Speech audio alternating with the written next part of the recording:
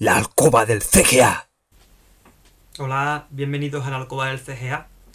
Estamos a comienzos de los 80, en 1983, y nos apetece jugar a un videojuego en los novedosos PC XT que comienzan a llegar a las oficinas, al menos para aprovechar en los ratos muertos, entre hora y hora de trabajo.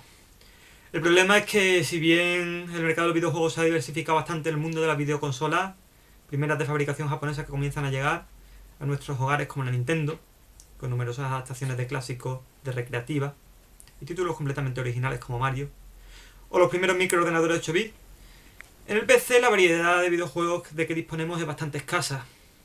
Pero eso no va a ser un problema hoy, porque contamos con Digger, de Windmill Software, juego clásico de puzzle, de pantalla estática, de una pantalla por nivel, que nos hará bastante más ameno los ratos muertos de oficina. Vamos a ver, por tanto, qué puede ofrecernos este juego.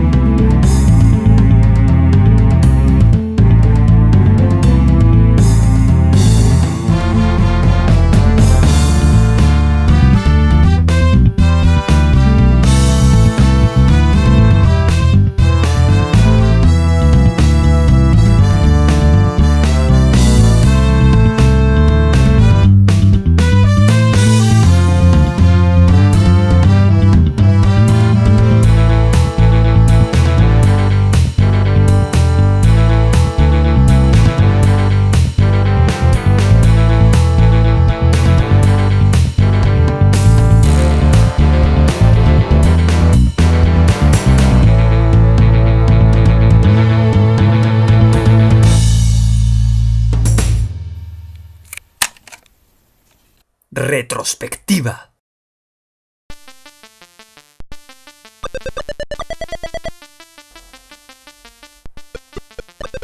Bueno, ahí podemos ver un poco la mecánica del juego. Es un clásico juego de puzzle con pantalla estática.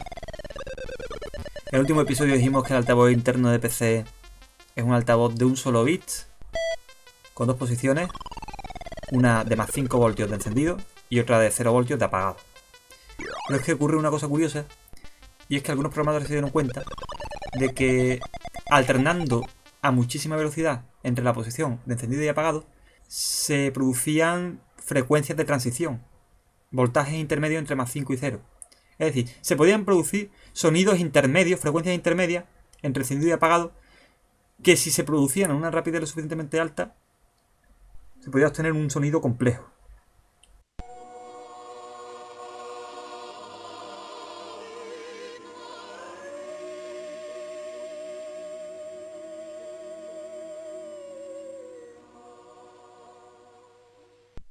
Cercano al sonido digitalizado de una tarjeta de sonido normal y corriente. Y de esto se valen algunos juegos de PC tempranos, como es este Digger de Windmill Software. La mecánica del juego es sencilla. Nuestro objetivo es recoger diamantes enterrados en el terreno, valiéndonos de la habilidad de excavar túneles. Nos persiguen una serie de enemigos que al comienzo solo podrán perseguirnos por los túneles que nosotros mismos excavamos, lo que nos permite jugar con el trazado que excavemos para confundirlos. En momentos puntuales, durante la partida y durante corto espacio de tiempo, los enemigos mutan de aspecto, pudiendo excavar sus propios túneles hasta darnos caza. Podemos interactuar con determinados elementos del escenario, como una serie de sacos enterrados en puntos clave que podemos empujar o dejar caer para aplastar a los enemigos. El juego cuenta con gráficos típicos en 4 colores, propios del modo Sega, que se valen de la técnica de entretejido de patrones lineales que alternan dos colores diferentes para simular nuevos colores. Los diseños de los sprites son simples, pero característicos y elementales. Son diseños poco elaborados. Destaca el hábil uso de la paleta limitada de 4 colores para reflejar determinado efecto gráfico como el brillo de los diamantes enterrados en el suelo, en color cian o verde fosforito, según la paleta que utilicemos. Así que en gráficos le daremos una nota aceptable para lo que es el juego, con un 68. En el apartado sonoro de este Digger, destaca el uso de la técnica de digitalizado para las melodías a lo largo del juego. En su contra podemos citar la escasa, cuando no nula, originalidad y variedad de las melodías que se repiten a lo largo de la partida, como el Requiem de Chopin en la secuencia de muerte, o la famosa obra de Popcorn de Gershon Kingsley. Hay que decir que de la obra original de Gershon Kingsley, conocida como Popcorn, Palomitas, no ha quedado nada. En esta especie de pseudo-versión al altavoz interno de PC que se repite a lo largo del juego. Lo único que tenemos es un mero leitmotiv, sin ningún brillo, sin ninguna calidad instrumental. La obra original de Popcorn está llena de una enorme creatividad, llena de cambios melódicos, exquisita instrumentación. Por tanto, es un punto desfavorable. Los efectos de sonido no se valen de la técnica de digitalizado y cumplen con su función sin destacar. No obstante, son de cierta variedad. Únicamente destaca el sonido de la secuencia de muerte.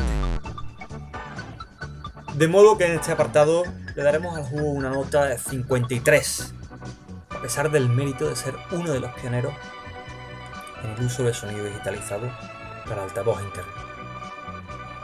En cuanto a jugabilidad, tenemos ante nosotros un juego de esquema sencillo. El uso de los botones direccionales nos permite excavar de forma automática. Solo tenemos que movernos libremente por el nivel. Es un juego adictivo, especialmente por la posibilidad que nos permite interactuar con elementos clave del juego como sacos, que podemos empujar o dejar caer para aplastar a los enemigos y obtener el oro que se encuentra dentro. Los enemigos también pueden hacer esto, con lo que estos sacos se convierten en un arma de doble filo y aumentan la dificultad del juego. Nos obligan a agudizar el factor táctico. Por lo tanto, en este apartado de jugabilidad le daremos una nota de 75. A continuación nos referiremos al apartado de durabilidad, que engloba la dificultad, la rejugabilidad y la duración. La dificultad del juego es elevada. Los enemigos tienden a acorralarnos con facilidad. Pueden mover a su vez los propios sacos, de que nos valemos para aplastarles y hacerles mella, y excavar túneles hacia nuestra posición, lo que convierte el juego en una persecución constante. La rejugabilidad del juego es alta. El juego nos incita a jugarlo muchas veces, durante cortos espacios de tiempo. Además, el juego tiene una opción de 2 jugadores que añade un factor competitivo. Le pondremos en durabilidad un 79. En conclusión, este Digger es un juego representativo de los comienzos del PC XT. Además, es un título exclusivo tanto para PC como para sistemas con gráficos CGA, ya que el juego no puede funcionar sobre otro sistema que no tenga una tarjeta Sega. El juego se basaba en las temporizaciones propias del 8088 a 3,50 y tantos MHz. Es decir, con un ordenador más rápido, por ejemplo un 8086 a 8 MHz, el juego iría a una gran velocidad y sería difícilmente jugable. Además, el juego escribía directamente a los registros de memoria de la tarjeta Sega. No se ve nada si se juega con una tarjeta diferente. Para solucionar este problema, que ha hecho de este juego un título bastante olvidado, salió a finales de los 90, una reedición del juego con gráficos EGA y VGA de software libre para varias plataformas. Para Amiga OS, para Linux, para Windows y para MS2, entre otros muchos. Así como una reedición en 2009 en gráficos en alta resolución para PlayStation 3. Así que nada, esto ha sido todo por hoy. No olvidéis dejar vuestros comentarios, así como valoraciones de este vídeo. Y si os gusta, suscribiros al canal. Hasta la próxima y hasta más ver.